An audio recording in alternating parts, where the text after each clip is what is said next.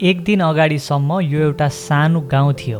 आज यहाँ केही छैन, न घर, न बाटो, न पुल। 26 अगस्तको बिहान रसुवामा जे भयो त्यो नेपालको इतिहासको सबैभन्दा ठुलो नेचुरल डिजास्टरहरूमध्ये एक हो। र सबैभन्दा डरलाग्दो कुरा के हो भने यो कुनै मनसुनको बाढी थिएन र कुनै चेतावनी पनि थिएन। भोटेकोसी रिभरमा सरप्राइजिङली पानीको बहाव बढ्यो।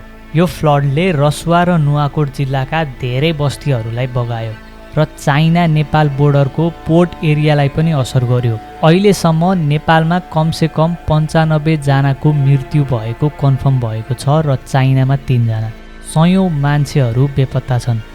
यहाँको सबैभन्दा महत्त्वपूर्ण प्रश्न यो बाढी कहाँबाट आयो? नेपालको department of hydrology and metrology र ICIMODले प्रारम्भिक रिपोर्ट निकालेका छन्। आउनुस् हेरौँ। US जियोलोजिकल सर्वेले कन्फर्म गरेको छ कि 4.4 म्याग्निट्युडको अर्थक्वेक गोसाइकुण्डबाट 47 किलोमिटर नर्थ तिबेटियन टेरिटोरीमा स्ट्राइक भएको थियो। नेपालका फरेन मिनिस्टर शिशिर खनालले भनेका छन् कि प्रारम्भिक अनुमान अनुसार यही अर्थक्वेकले एउटा एभलेन्स ट्रिगर गर्यो। यो एभलेन्स लेन्डे खोलामा खस्यो। यसकारण खोला ब्लक भएर टेम्पोररी लेक बन्यो जुन धेरै समयसम्म टिकेन। प्रेसर बढ्दै गयो र अचानक फुट्यो अनि यो सब भयो। ICIMODले चाइनाबाट प्राप्त सूचना अनुसार यही मेकानिजमलाई सपोर्ट गरिरहेको छ, तर यो इनिसियल एसेसमेन्ट मात्र हो। यही कारण हो भनेर अफिसियल्ली कन्फर्म भइसकेको छैन। अब के यो इन्सिडेन्ट बारेमा नेपाल साँच्चीकै अवेर थिएन र? तिब्बतियन प्लाटोमा 1,30,000 भन्दा धेरै रक ग्लेसियर छन् र पोइक्यू रिभरमा मात्र 147 वटा ग्लेसियर लेकहरू छन्, जसको ग्लफ रिक्स बारेमा 2021 को एउटा स्टडीले पहिल्यै चेतावनी दिइसकेका थिए। तर सबैभन्दा दुःख लाग्ने कुरा के हो थाहा छ? यति ठुलो ट्रेजेडी पछि पनि मान्छेहरू अनेक देख्न पर्छ।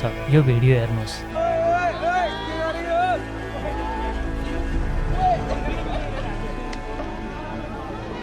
ग्यासको सिलिन्डर छोड्नलाई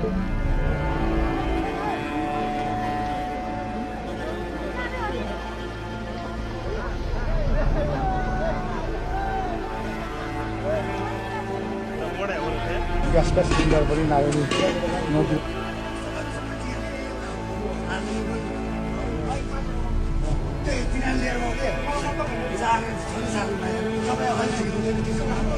एउटा सिलिन्डरको लागि मान्छेहरू आफ्नै लाइफ रिस्कमा राख्दैछन्। त्यही खोला जसले अलि समय अगाडि सयौं मान्छेको ज्यान लियो त्यसमै हाम फाल्दैछन्। यो ब्रेभरी होइन, यो फुलिसनेस हो।